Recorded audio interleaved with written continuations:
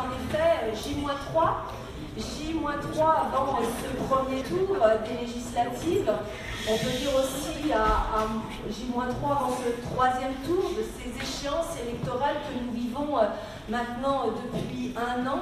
Donc ça me donne l'occasion de vous remercier d'être parmi nous parce que parmi vous, il y a un grand nombre de militants qui savaient combien sur le terrain, bien, cette campagne a été longue, elle a été intense et combien la plupart de nos concitoyens sont un petit peu dépassés par les événements et ne souhaitent qu'une chose, c'est de prendre des vacances et de voir cette page électorale 2017 se tourner. En attendant, on sait qu'ils seront là dimanche pour voter dans l'ensemble. L'accueil au niveau des marchés nous prouve que voilà, ils se projettent dans ces élections. Mais bon, c'est vrai qu'en tout cas, je vous remercie d'être là ce soir pour soutenir donc nos candidats Front National sur le département du Rhône. Merci à vous. Donc, comme vous le savez, les enjeux sont particulièrement importants. Et donc nous avons l'honneur ce soir d'accueillir notre secrétaire général, Nicolas Bay, qui est également député européen.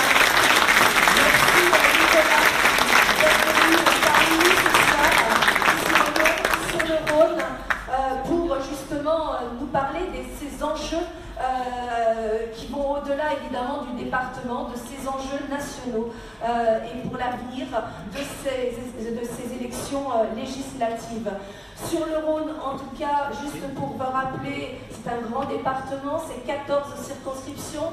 Une circonscription, c'est entre 110 et 130 habitants. Je crois que c'est Villeurbanne qui est la plus grosse, qui est là en termes d'électeurs. Donc voilà, c'est des enjeux importants, des territoires importants.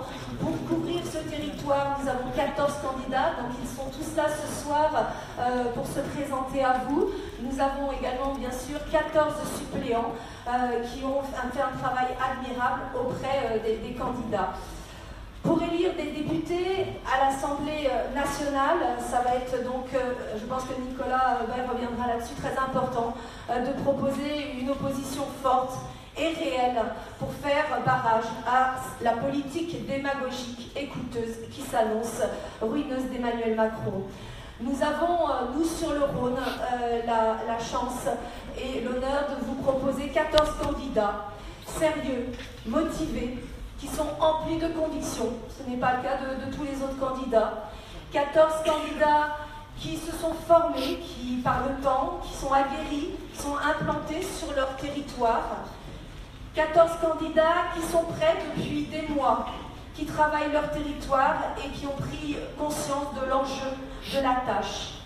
Et voilà, je suis là ici pour témoigner en leur nom que ces 14 candidats sont conscients de l'urgence de la situation, de l'ampleur de la tâche à réaliser et de l'importance de la mission qui leur est confiée.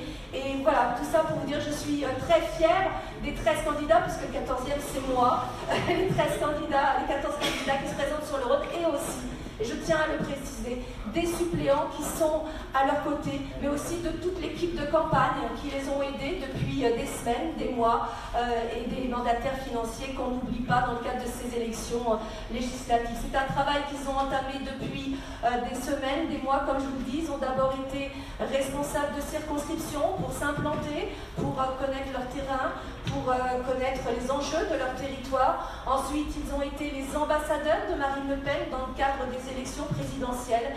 Et naturellement, et c'est dire combien ils ont fait leur travail et ils ont répondu aux attentes du Front National, puisqu'ils ont été tous investis par Marine Le Pen à l'issue de ce travail qui a été réalisé tout au long des présidentielles pour être naturellement les candidats qui représenteront le Front National à l'Assemblée nationale.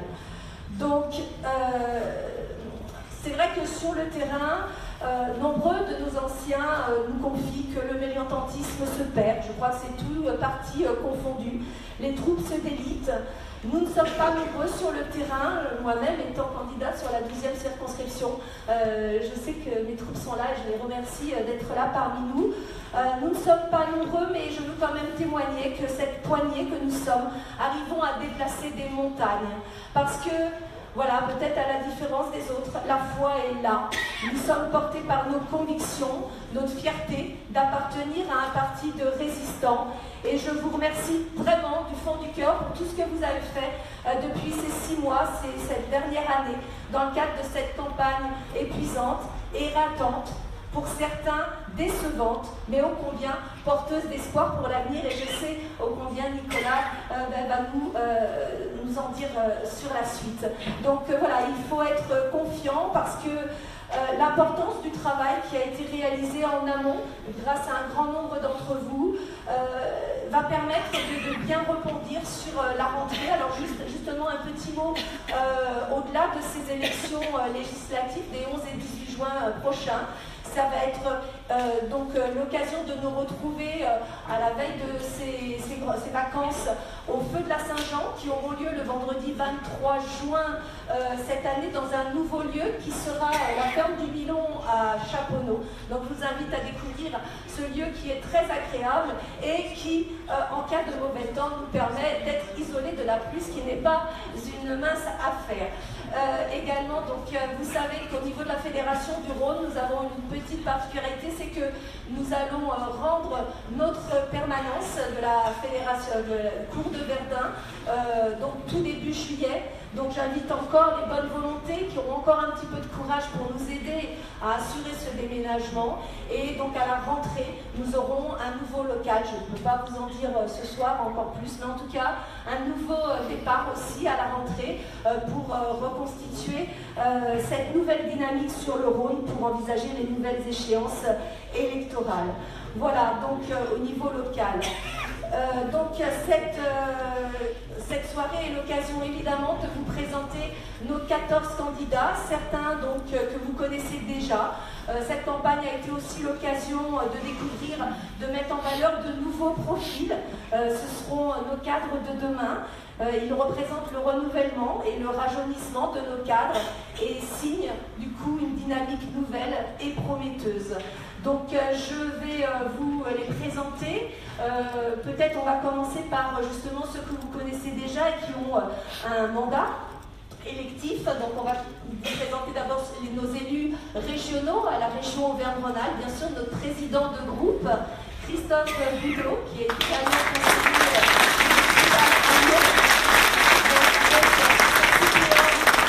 Jean-Pierre Barbier. Également donc Agnès Marion, qui est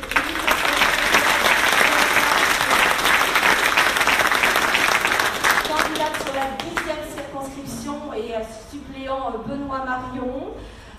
Sandrine Migou, qui est candidate sur la 13e circonscription. Antoine Méliès sur la 11e circonscription. Également conseiller Auvergne-Rhône-Alpes, Michel Dulac, candidate sur la 3e circonscription. Et donc, avec en suppléant, excusez-moi du coup, j'ai Isabelle Bervé-Agnan, qui est ici présente. Donc, Laurent Richard, qui est excusé pour ce soir. Nous avons également des élus municipaux qui font déjà un travail remarquable sur leur commune. Je pense à Damien Monchot, sur la commune de Vinissieux. Stéphane Concept, bien sûr, sur la commune de Villeurbanne. Alexandre Konomos en suppléant pour Damien. Et Michel Morel en suppléant sur Villeurbanne. Également en élu municipal, que je n'oublie personne, et je sais que j'en oublie, c'est Tiffany Jocou, qui est conseillère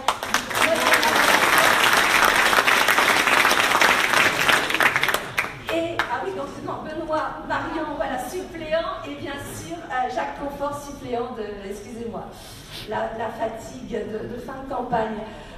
Également un conseiller municipal hors étiquette, Pierre Terrail, conseiller sur la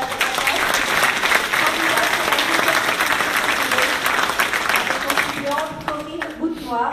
Et puis voilà, des personnes qui se lancent pour la première fois dans une campagne législative. J'espère que j'oublie personne, je regarde bien. Donc David Tabellion sur la deuxième circonscription. Je suis vraiment perdue dans les citants. Alexandre Economos, pardon. Ici, sur la cinquième circonscription avec Madame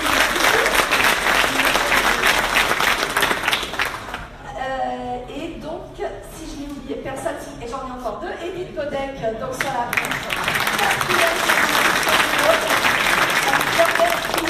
conseiller municipal du 6e, et puis Jean-Marie Nicolas sur la 7e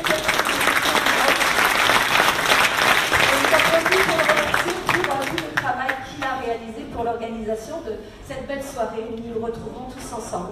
Voilà, donc tout ça pour vous dire, rendez-vous bien sûr à nos soirées électorales dimanche le 11 et le 18 juin. Je souhaite véritablement du fond du cœur à chacun d'entre vous que nous soyons le plus nombreux possible, à la fois en duel ou en triangulaire dimanche soir, au-delà de notre victoire personnelle, parce que je sais combien vous serez de bons députés demain pour représenter une opposition forte à l'Assemblée nationale, combien on connaît suffisamment nos adversaires sur le Rhône, sur le terrain, pour voilà, les mettre en porte-à-faux et les mettre en face de leurs responsabilités. Donc je ne peux que vous souhaiter qu'on soit le plus nombreux possible, à la fois au deuxième tour et à l'Assemblée nationale. Et je vous dis rendez-vous pour tous à la rentrée pour continuer ce travail d'implantation territoriale et de professionnalisation pour qu'ensemble nous puissions gagner sur tous les territoires du Rhône très prochainement. Et je laisse la parole à Nicolas Beck, je remercie encore de sa présence.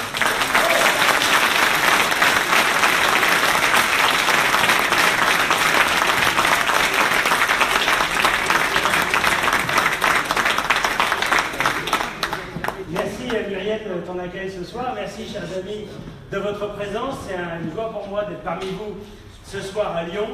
Vous êtes les candidates et candidats, suppléants et leurs équipes.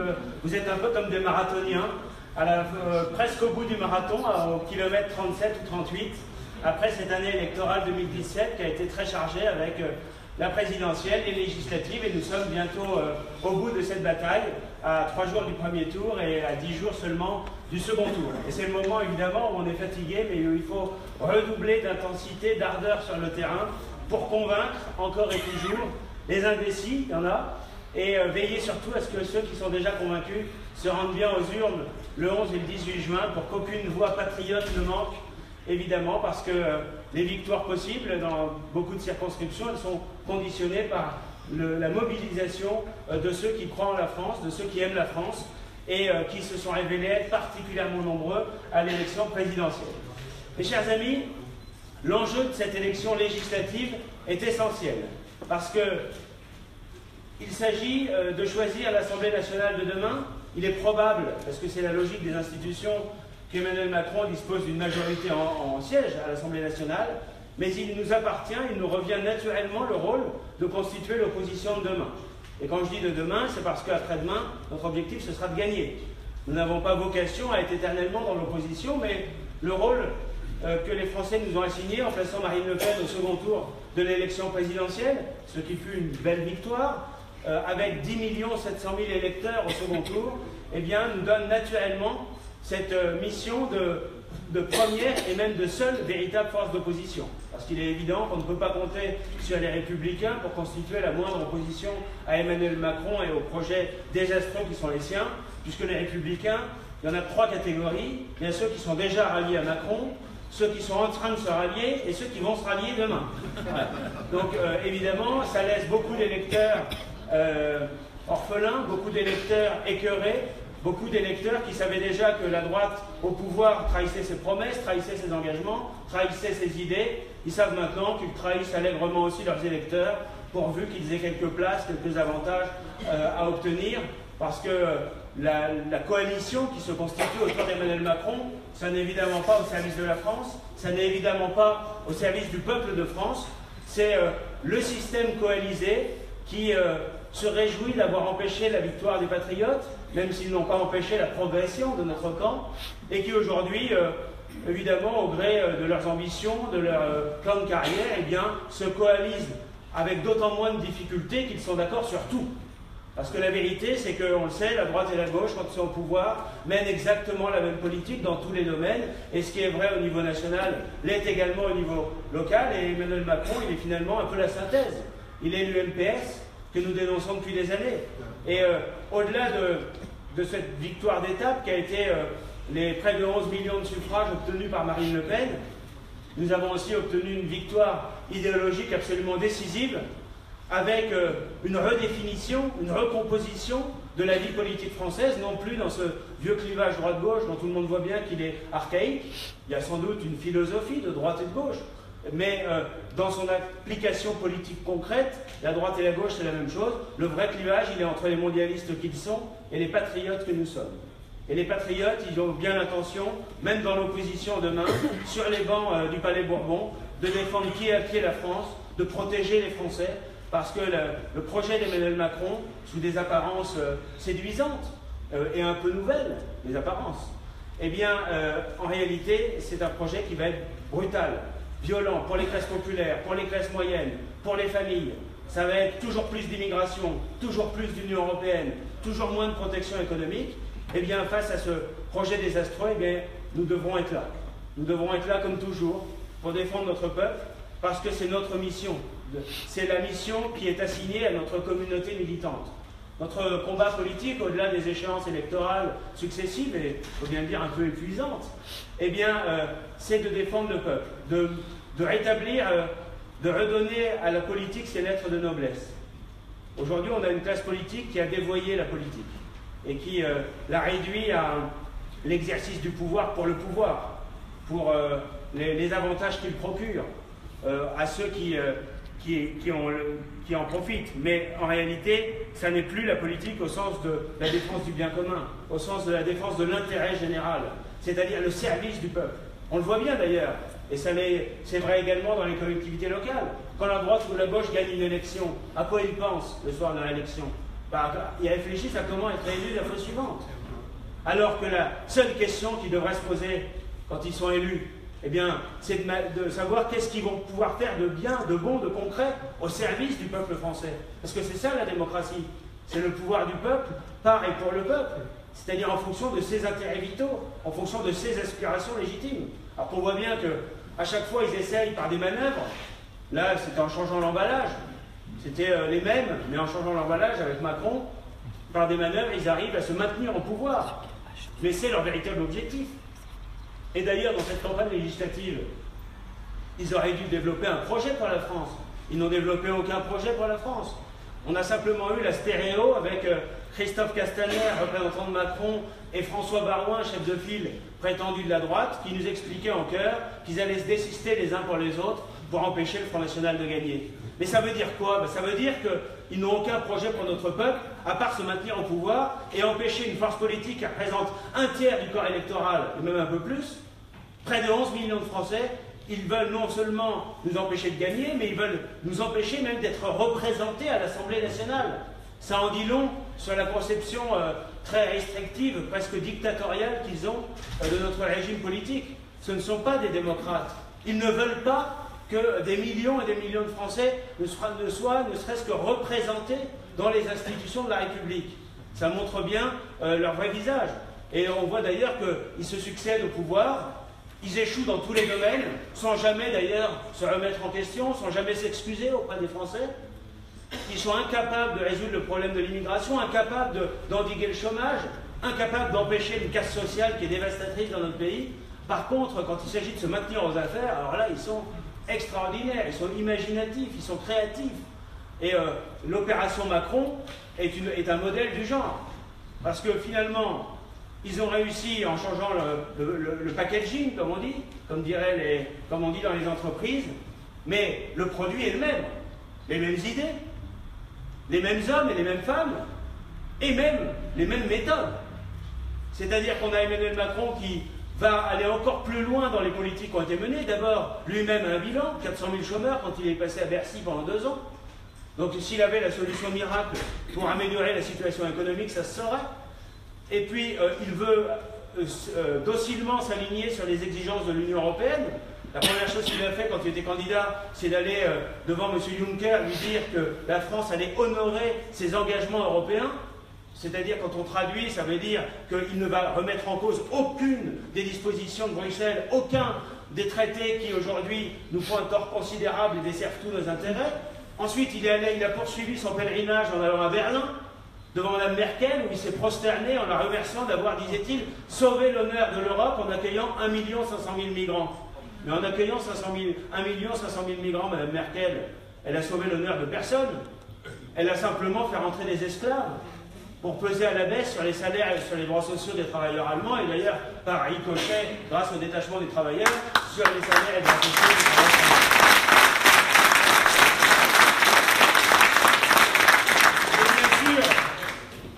Eh bien, s'il mène exactement la même politique que ce qui a été mené par le passé, eh bien, ça aboutira aux mêmes échecs, mais sans doute que son objectif, c'est d'aller encore plus loin, encore plus vite, dans la démarche dogmatique, idéologique qui les caractérise, exactement comme l'Union soviétique autrefois.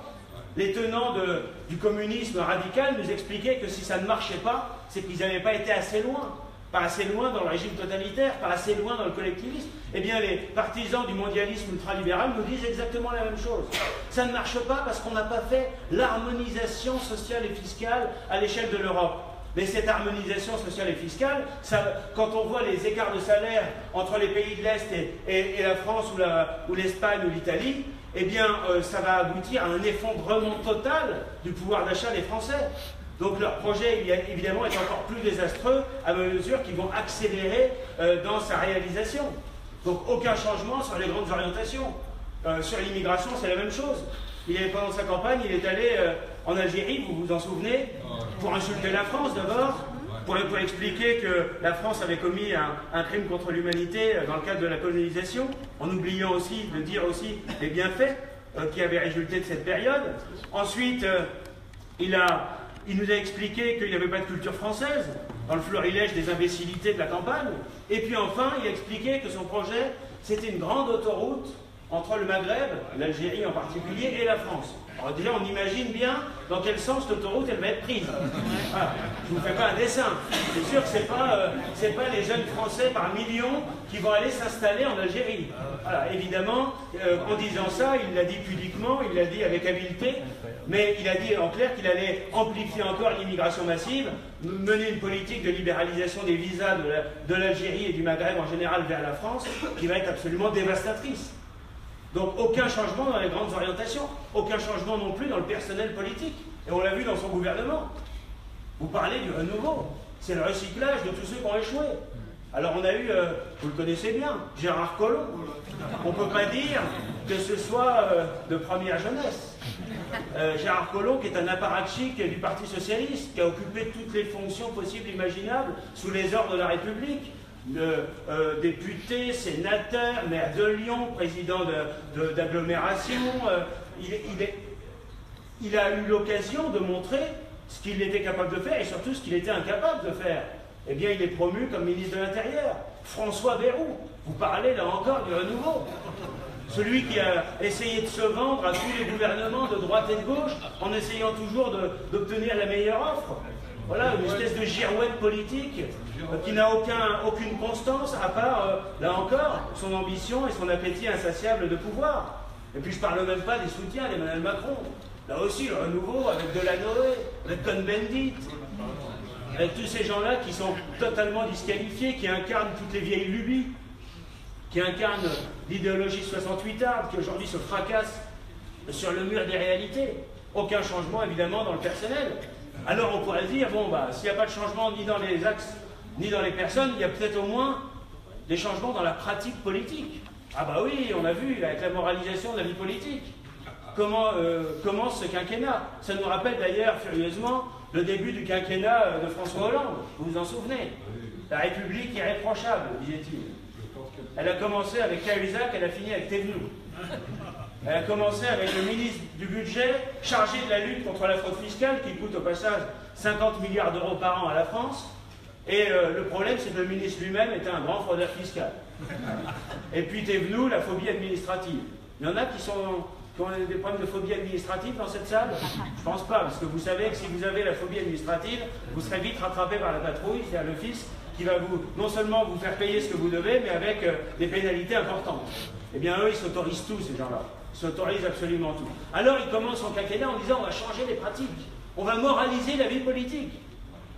Et alors qu'est-ce qu'on a? Eh bien Richard Ferrand, qui est son principal adjoint, secrétaire général du mouvement En Marche, ministre, eh bien quand on voit bien que celui qui était pourtant arrogant, nous l'avons croisé de nombreuses fois sur les plateaux de télévision, il affichait toujours son mépris, son arrogance insupportable, en expliquant qui des candidats en lice à la présidentielle étaient légitimes pour se présenter ou non en fonction des affaires judiciaires qui les accablaient. Eh bien celui-là était évidemment loin d'être irréprochable. Et donc on voit bien que ces gens-là qui sont bons qu'à donner des leçons de morale sont évidemment incapables de se les appliquer à eux-mêmes. Alors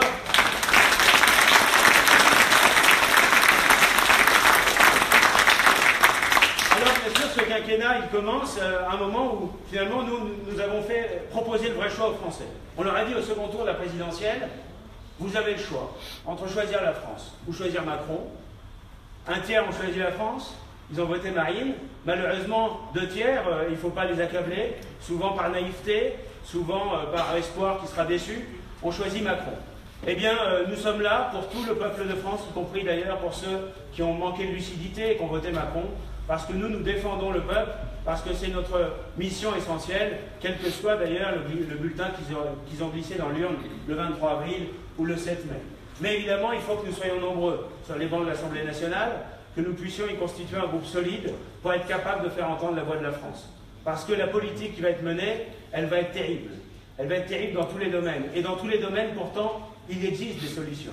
Il y a une tendance dans la classe politique aujourd'hui, pour justifier leur médiocrité, à nous expliquer finalement que tout ça, toutes les difficultés que la France traverse, l'économie effondrée, le chômage de masse, l'insécurité, l'immigration massive, tout ça procéderait finalement de la fatalité. Et tout ça, finalement, on n'y pourrait rien. Mais c'est totalement mensonger. Tout ça procède de choix politiques délibérés. Voyez par exemple la situation du chômage.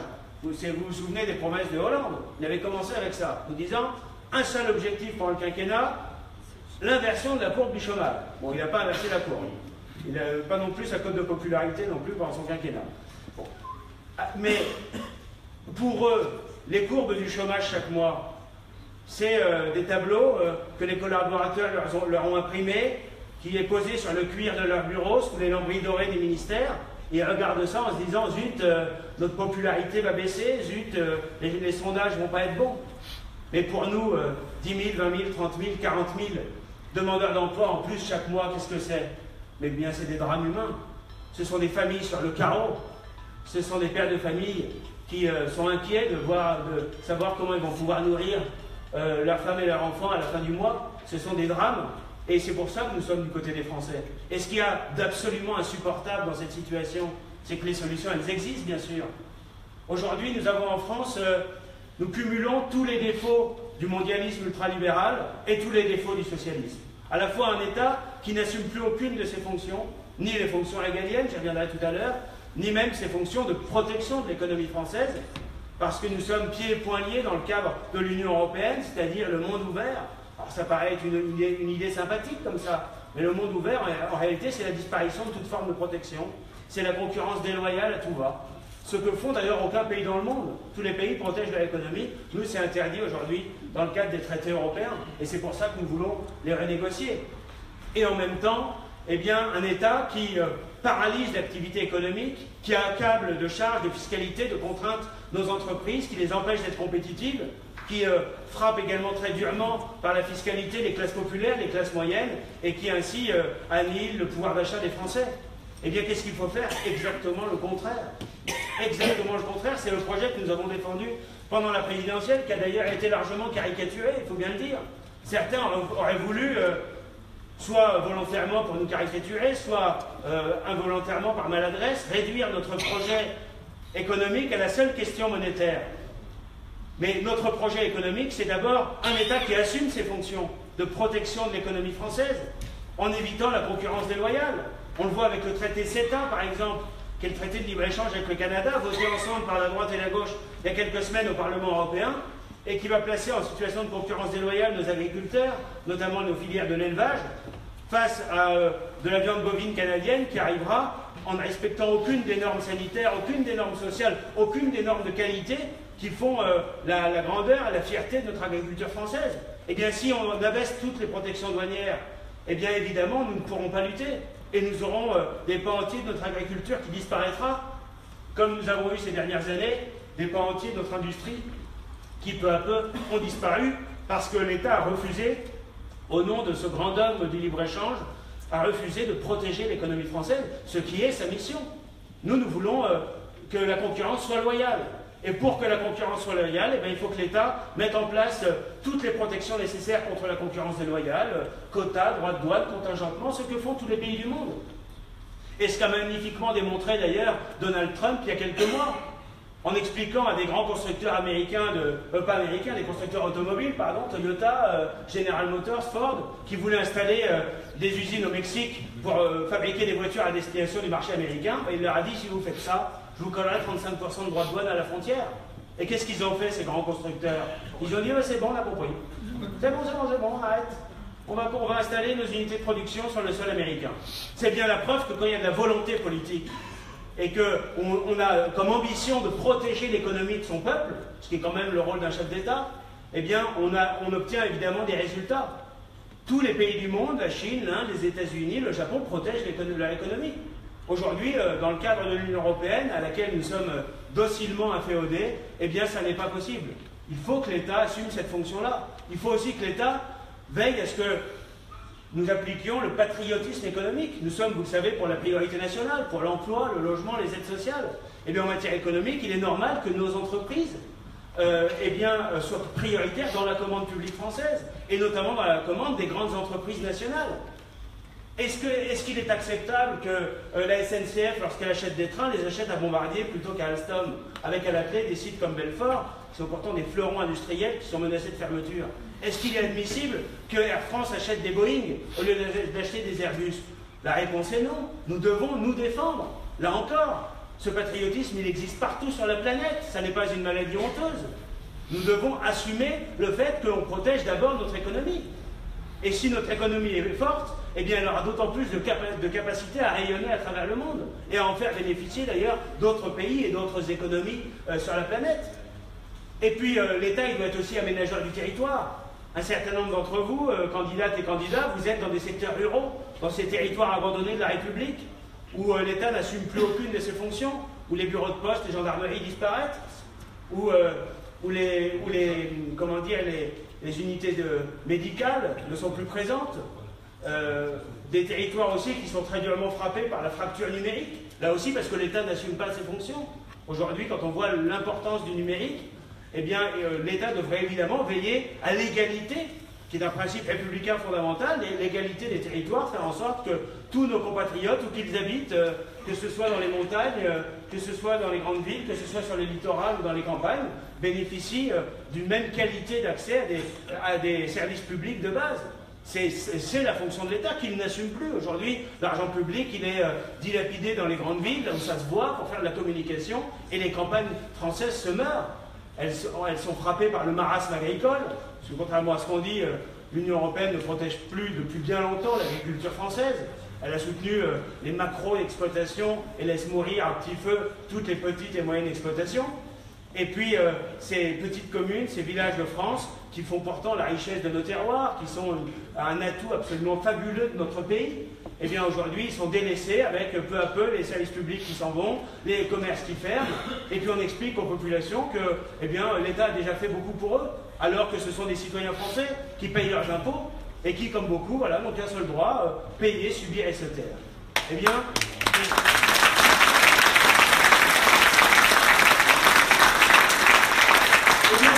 mes chers amis, contre toutes ces injustices que nous combattons, il faut que l'État assume ses fonctions. Mais il faut que l'État n'assume que ses fonctions. La responsabilité des pouvoirs publics, c'est de laisser vivre l'économie française. Et donc il y a une urgence absolue, et là aussi ça fait partie de notre projet bien sûr, d'alléger la fiscalité, d'alléger les contraintes très lourdes, les réglementations éreintantes qui pèsent sur nos entreprises, de baisser aussi les charges sociales, qui aujourd'hui sont considérables et empêchent les entreprises de créer des emplois. Contrairement à ce que croient les socialistes, ça n'est pas à l'État de créer des emplois aidés, créés artificiellement avec l'argent public, ça coûte et ça ne produit aucune richesse. C'est à l'État de créer les conditions pour que nos entreprises puissent à nouveau prospérer, pour permettre l'initiative économique dans notre pays. Or aujourd'hui, tout est fait pour paralyser la compétitivité de nos entreprises, avec un État qui confisque littéralement par la fiscalité, là aussi imposée par l'Union européenne, qui nous impose toujours plus d'austérité. Et ce n'est évidemment pas les plus riches qui payent, ce sont là encore les classes populaires, les classes moyennes qui sont en première ligne. Et c'est vrai également des entreprises, les TPE-PME qui représentent 95% de notre tissu économique et qui payent beaucoup plus d'impôts sur les sociétés que les grands groupes du CAC 40 qui, bien souvent, par des mécanismes internationaux, parviennent à échapper largement à la fiscalité qu'ils devraient pourtant payer dans notre pays. Eh bien, cette justice fiscale, la nécessité de soutenir l'économie française, de soutenir l'économie réelle, eh bien, c'est notre projet. Emmanuel Macron, lui, défend l'économie financiarisée, l'économie hors sol, ceux qui considèrent les outils de production, les salariés comme des variables d'ajustement, avec des objectifs de profit, de rendement à très court terme. Mais ça, c'est le contraire de l'économie que nous défendons. On n'a pas une conception archaïque, marxiste, comme Mélenchon, qui voudrait toujours opposer le patron au salarié. Nous sommes du côté de l'économie réelle. L'économie réelle, c'est du salarié jusqu'au patron de PME, en passant par les cadres, par les indépendants, les commerçants, les professions libérales. Tous participent de l'économie réelle, tous doivent être soutenus dans notre pays. Mais en revanche, évidemment, les multinationales, ceux qui font des hyper-profits en un minimum de temps avec des délocalisations massives, eh bien, ils doivent arrêter d'être chouchoutés par les pouvoirs publics, comme c'est le cas aujourd'hui.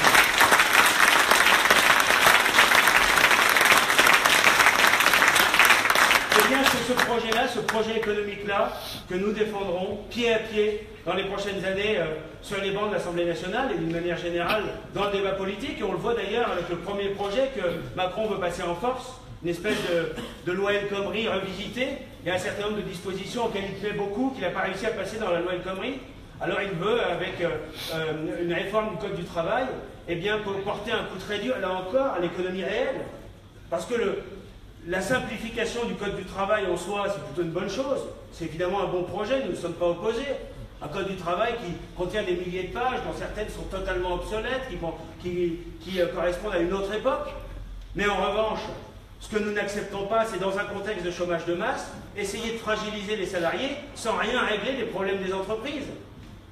Ou alors, en soutenant les comportements les moins vertueux, par exemple, ils veulent réintroduire l'idée du plafonnement des indemnités de licenciement pour un licenciement abusif. Et c'est un véritable scandale. On plafonne les indemnités de licenciement en cas de licenciement économique pour éviter que les boîtes mettent la clé sous la porte. Ça, c'est légitime. Mais en revanche, s'il y a un licenciement abusif, eh bien le salarié, la justice doit lui réparer le préjudice à la hauteur de ce qu'il a subi. Il n'y a aucune raison de remercier et de féliciter le patron qui s'est mal comporté. Si on soutient l'économie, si on soutient les entrepreneurs, il faut, à contrario, exiger d'eux l'exemplarité, bien sûr. Et puis, on voit aussi que dans la loi El Khomri, il y avait des dispositions auxquelles ils n'ont pas renoncé non plus. C'est l'installation du communautarisme dans l'entreprise. La reconnaissance, disait-il pudiquement, du fait religieux en entreprise. Mais c'est quoi? C'est-à-dire céder une fois de plus aux revendications communautaires, aux horaires aménagés, à des salles réservées pour le culte religieux, mais c'est absolument insupportable.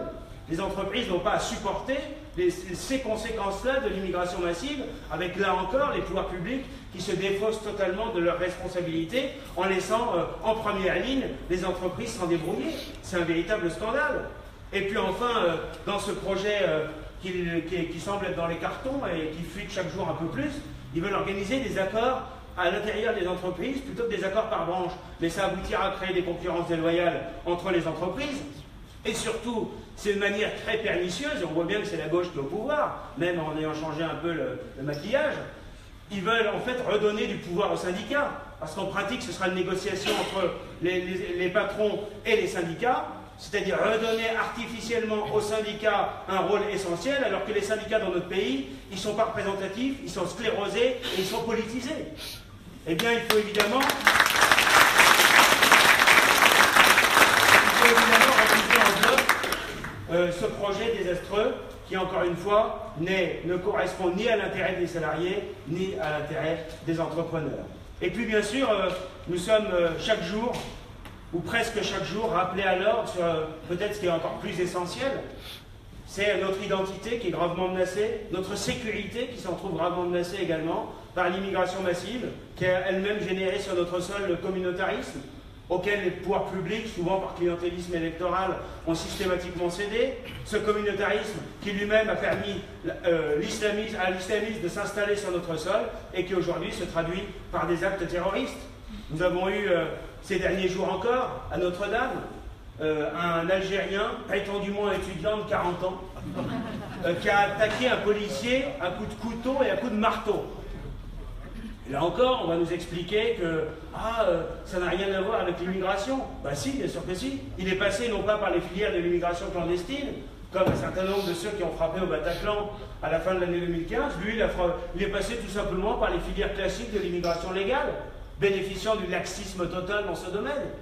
Un Algérien et des profils de ce genre-là, avec Macron, on en aura sans doute beaucoup plus. Une fois qu'il aura organisé son autoroute, sans péage, là on est sûr qu'on va en avoir d'autres, du même acabit, qui vont venir sur notre sol, à qui jamais on a demandé de respecter la France, qui jamais n'ont fait le moindre effort d'assimilation à la communauté nationale et qui aujourd'hui manifestent, y compris par les actes terroristes, y compris en attaquant nos forces de l'ordre, les représentants de l'État manifestent leur haine de notre pays, leur haine de notre civilisation. Eh bien, ça nécessite une réponse impitoyable. Nous devons éradiquer l'islamisme radical sur notre sol.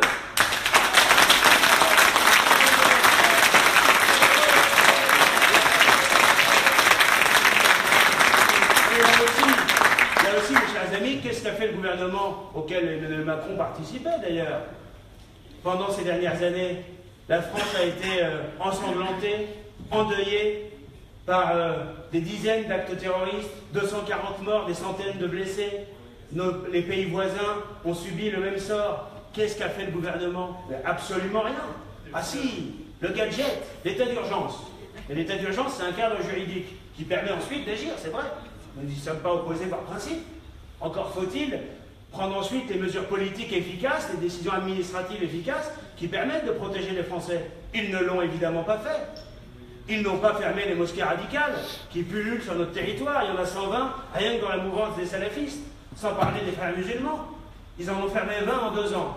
Et quand on a demandé la liste, ils n'ont pas été capables de la donner. Ensuite, il faut expulser les imams prêcheurs de haine, qui sont étrangers. Et puis, il faut s'attaquer à ces fameux fichiers S. On a toujours tendance, c'est facile, à dire c'est les services de police, de renseignement qui travaillent bien, mais qui ne sont pas toujours bien organisés. On va améliorer tout ça, on va faire une task force.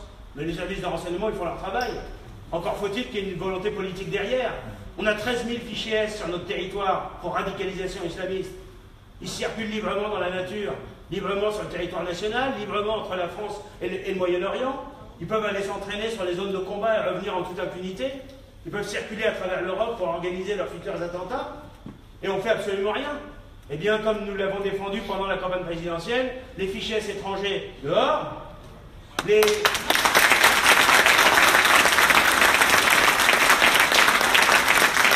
fichiers S qui bénéficient de la double nationalité, eh bien, ils doivent être déchus de la nationalité française. Ils ont bénéficié de la générosité de la France. Le moins qu'on puisse dire, c'est qu'ils ne nous ont pas payé en retour.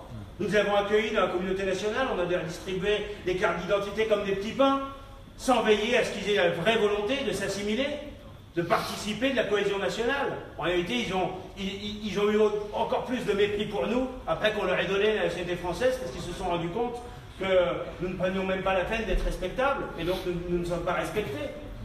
Eh bien, ces fichiers S qui sont pour la binationalité, on doit les déchoir de leur nationalité et les expulser également du territoire.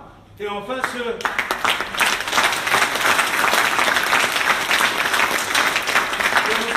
qui sont de nationalité française, eh bien, on va les mettre derrière les barreaux. On va appliquer l'article 411.4 du Code pénal, intelligence avec l'ennemi, et ils sont passibles de 30 ans de prison ferme. C'est ça le rôle de l'État si on veut protéger les Français, si on veut assurer leur sécurité. Sinon, eh bien, on joue avec la sécurité des Français. Et aujourd'hui, maintenant que Vladimir Poutine est intervenu en Syrie et qu'il est en passe d'éradiquer l'État islamique, après les atermoiements grotesques de Fabius et de Hollande, qui ont soutenu les factions islamistes contre le régime de Bachar el-Assad, faisant évidemment le jeu de l'État islamique qui en était le principal bénéficiaire. Enfin, la Russie est revenue dans le concert des nations. Enfin, les islamistes sont affaiblis en Syrie et en Irak. Alors qu'est-ce qui se passe? Eh bien, ils reviennent en France, pour un certain nombre d'entre eux. Le gouvernement, là encore, a eu tout faux. Vous vous souvenez de Cazeneuve, qui était très inquiet en nous disant « Oh là là, c'est très embêtant ces jeunes qui veulent partir sur les zones de combat. » Non, c'est pas le problème, qui veulent partir, très bien. Ce qu'il faut, c'est les empêcher de revenir.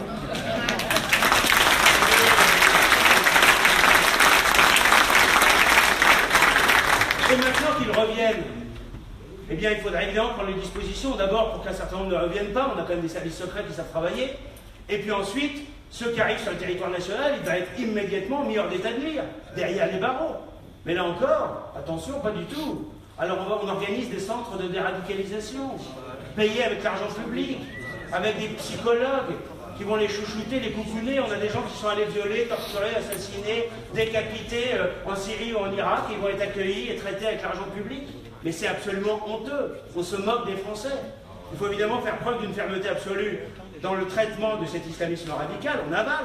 Et puis il faut régler le problème en amont. Et régler le problème en amont, c'est évidemment régler le problème de l'immigration. Parce qu'on ne peut pas avoir les frontières grandes ouvertes, l'absence totale de frontières extérieures de l'Europe, puisque les frontières sud sont de véritables passoires, et qu'il n'y a jamais eu la moindre volonté des institutions européennes d'avoir des vraies frontières extérieures. Eh bien, on est face à cette immigration qui arrive en flux continu, de façon totalement incontrôlée. L'immense majorité d'entre eux, d'ailleurs, ne fuient pas du tout des zones de guerre. Ils viennent pour des raisons économiques, et ils savent qu'ils seront en France souvent mieux traités que les Français. Et c'est la vérité. Nous savons qu'il n'y a pas d'Eldorado français. Nous savons que nous avons 6 millions de chômeurs réels. Nous savons qu'il y a 9 millions de Français qui vivent en dessous du seuil de pauvreté. Mais eux, qu'est-ce qu'ils voient? Mais ils voient qu'ils vont bénéficier d'aides sociales exorbitantes, comme nulle part ailleurs sur la planète. Ils arrivent en France, ils vont être soignés gratuitement.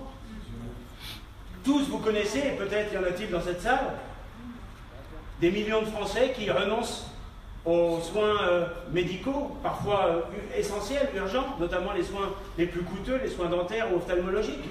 Et bien dans le même temps, on a 1 milliard d'euros qui sort directement de votre poche, qui est utilisé chaque année pour soigner gratuitement des clandestins. C'est-à-dire des gens qui sont entrés illégalement ou qui se sont maintenus illégalement sur le territoire national. Voilà un exemple d'injustice insupportable et de véritable préférence étrangère.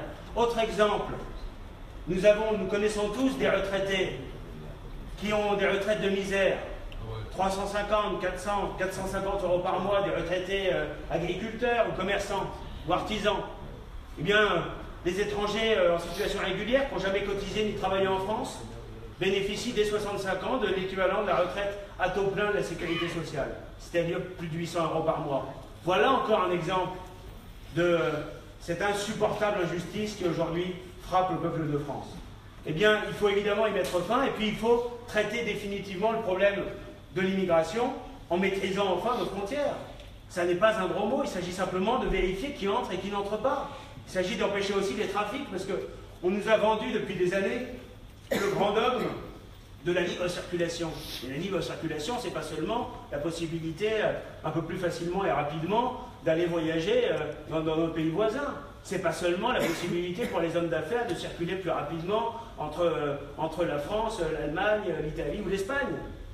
La libre circulation, c'est la libre circulation des terroristes. La libre circulation des biens, c'est aussi la libre circulation des armes. Les trafics en tout genre, et notamment les trafics de drogue, qui aujourd'hui font un tort absolument considérable à notre jeunesse de France, qui trouve bien souvent en première ligne face aux trafiquants, en première ligne face à ce développement insupportable de la drogue. Et là encore, quel est le projet d'Emmanuel Macron et de ses soutiens? Eh bien, comme le problème est immense et qu'ils sont incapables de l'affronter, ils veulent le régler par la légalisation. Voilà, la légalisation en douce, des drogues douces d'abord, peut-être demain des drogues dures, qui sait. C'est-à-dire qu'ils vont légaliser un trafic, et évidemment les réseaux criminels qui bénéficient de ce trafic aujourd'hui se concentreront sans doute sur d'autres substances tout aussi toxiques, voire plus encore. Et évidemment, ça ne les arrêtera pas, ça ne les freinera pas. Et pendant ce temps-là, eh bien, on va affaiblir, comment dire, notre jeunesse de France et mettre en danger sa santé. On voit bien que cette politique d'ouverture totale, elle est irresponsable. Nous, ce que nous défendons, contrairement à ce qui est caricaturé, là encore bien souvent, c'est pas le bunker, c'est simplement de savoir qui entre et qui n'entre pas en France, d'effectuer des contrôles. Là encore, ce que font la plupart des pays du monde, et pas des pays arriérés. Tout le monde sait quand on va aux États-Unis qu'on n'entre pas facilement. Et Donald Trump, d'ailleurs, a prévu de renforcer encore les contrôles sur l'immigration, notamment sur l'immigration clandestine, qui aux États-Unis vient également du Sud, principalement du Mexique. Eh bien, ce sont des réflexes naturels qu'on doit avoir. Qu'est-ce que fait aujourd'hui le gouvernement et qu'est-ce que fait l'Union européenne? Eh bien, elle essaye de cacher la poussière sous le tapis. Cacher la poussière sous le tapis, ça consiste finalement à répartir l'immigration partout en Europe pour qu'elle se voit le moins possible. C'est la politique dite de relocalisation. Alors, on explique à chaque pays qu'il a un quota. Alors, il y a des chefs d'État qui se révoltent contre cela, à juste titre, comme Viktor Orban en Hongrie. Immédiatement, on lui tape sur les doigts, comme un mauvais élève, mais il ne cède pas, il a raison. Bon, nous, avec Flamby et ensuite Macron, il n'y a pas de problème. Là, nous, on prend notre quota et même plus, là, on est content. Voilà. Mais là encore, il y a à la fois un scandale démocratique, c'est-à-dire qu'on n'a jamais demandé leur avis aux Français sur cette immigration massive. Jamais on a demandé aux Français est-ce qu'on ferme le robinet ou pas. Et on sait très bien que depuis des décennies, ils auraient répondu on ferme le robinet. Donc on ne leur a pas posé la question, évidemment. Et puis, s'ajoute à cela l'injustice, parce que quand on répartit cette immigration, y compris dans nos campagnes, qui sont déjà frappées par le marasme agricole, par la disparition des services publics, on leur ajoute à ça ce qui les épargnait jusqu'à présent, c'est l'immigration massive, eh bien on ajoute évidemment l'injustice. On loge gratuitement dans des centres de vacances réquisitionnés pour l'occasion, dans des hôtels Formule 1. Nous étions avec Thibaut Monnier et quelques élus de votre région il y a quelques jours à Chasse-sur-Rhône, devant un hôtel Formule 1 qui fait partie de la chaîne Accor, 62 hôtels achetés par l'État via une filiale de la Caisse des dépôts pour loger gratuitement des clandestins. Et pendant ce temps-là, on a des dizaines de milliers de Français qui dorment dans la voiture ou qui dorment dans la rue. Voilà un scandale absolument insupportable.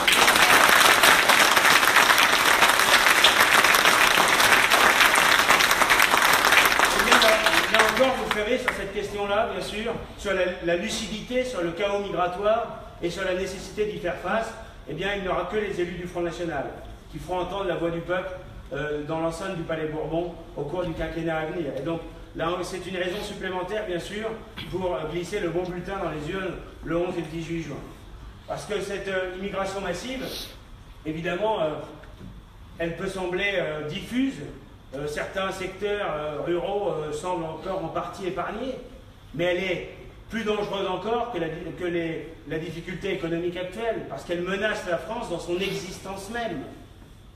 C'est la France comme nation libre, c'est la France dans son identité profonde qui aujourd'hui est remise en cause.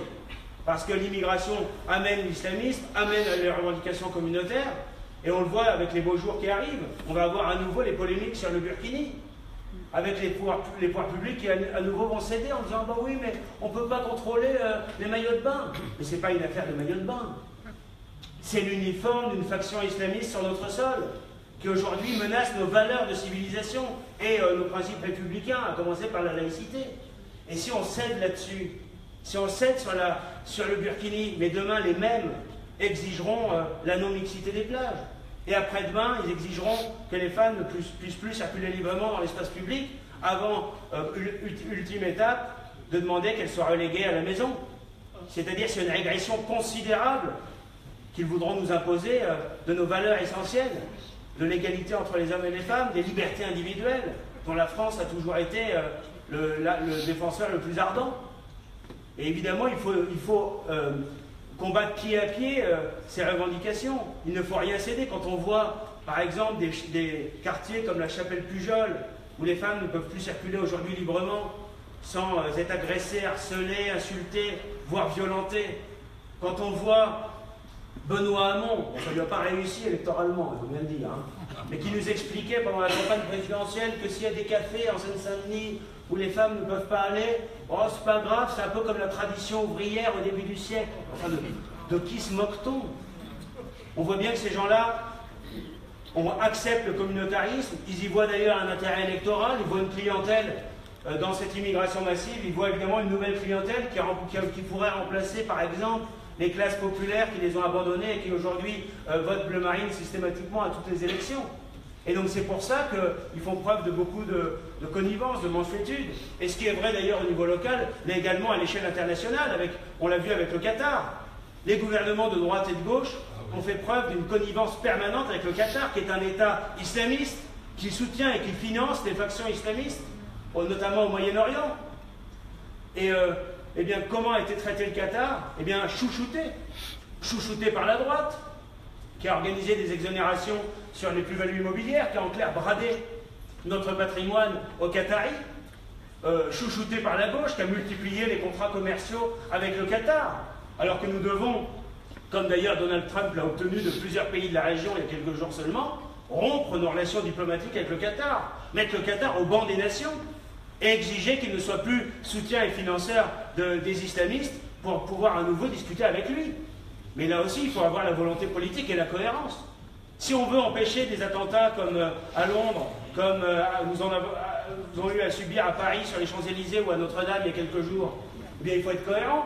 Il faut remettre en cause le schéma de la société multiculturelle qui aboutit à une société multiconflictuelle. Il faut remettre en cause le schéma de l'intégration, qui est le contraire de l'assimilation républicaine. De ce que nous défendons, c'est l'assimilation, c'est-à-dire celui qui est étranger, on lui demande des efforts. Il doit renoncer à une partie de son identité, se fondre dans la communauté nationale, manifester son attachement et son amour même pour le pays d'accueil, et à ce moment-là, il sera assimilé, il bénéficiera en retour de la nationalité française. Alors que...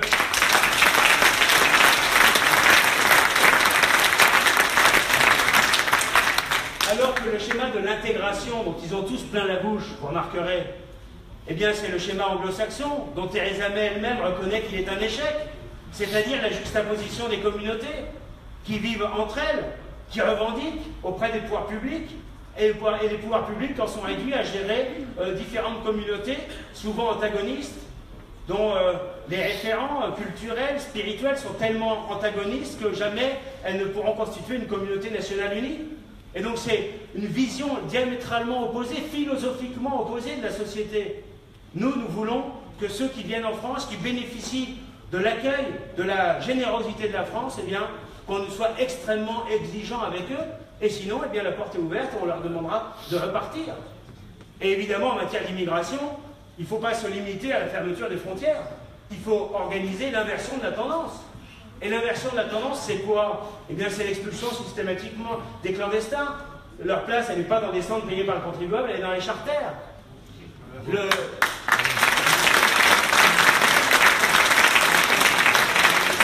C'est aussi, bien sûr, le non-renouvellement des titres de séjour, qui est aujourd'hui automatique. Celui qui est venu en France légalement, qui a bénéficié lui aussi de la générosité française, qui lui a permis de travailler, de s'installer en France pendant 2 ans, 3 ans, 5 ans, eh bien on peut lui demander au bout de 5 ans, au bout de 10 ans, de repartir dans son pays. Ce ne serait pas scandaleux, c'est ce que font là encore tous les pays du monde.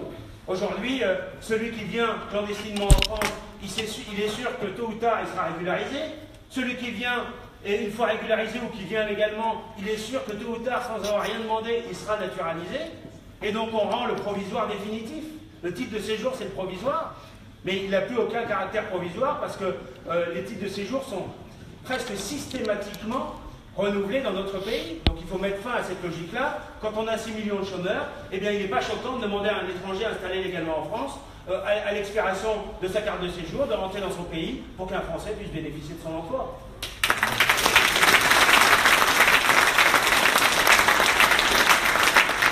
Mes chers amis, je sais qu'après près de 10 mois de campagne présidentielle et législative, ces arguments, bien souvent, vous les avez en tête et vous les avez utilisés pour convaincre autour de vous des collègues de bureau, des connaissances amicales ou des membres de votre famille.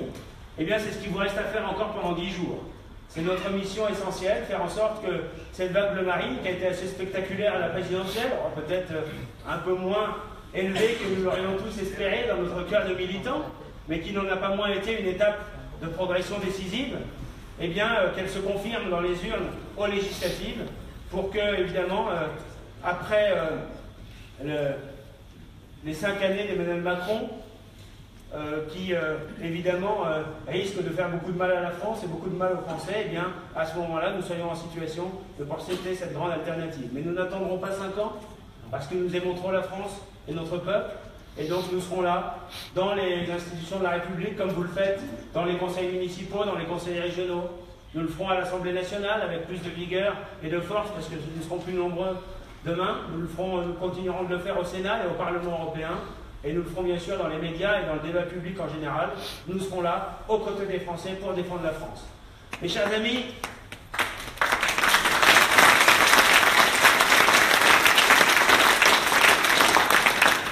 à moins de 3 jours de ce premier tour, à 10 jours du deuxième tour qui constituera l'étape finale de ce cycle électoral de 2017, je voudrais enfin vous remercier tous de votre engagement, parce que je sais la somme de sacrifices individuels que ça représente, la somme de les nuits passées à coller des affiches, les matinées passées à distribuer des tracts, des dimanches qui ne sont pas passés en famille, des mercredis, notamment pour les femmes candidates qui ne sont pas passées avec leurs enfants. Eh bien, cette somme de sacrifices individuels, elles sont l'honneur de notre communauté militante. Et vous pouvez être fiers du travail accompli, fiers des bons résultats obtenus, que nous avons obtenus à la présidentielle et que nous obtiendrons aux législatives, parce que c'est votre victoire.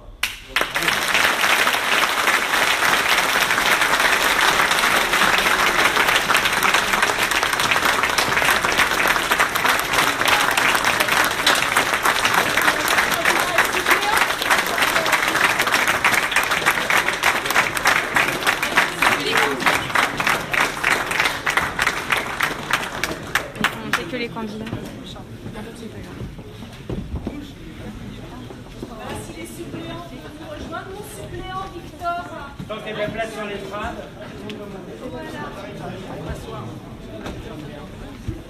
Voilà.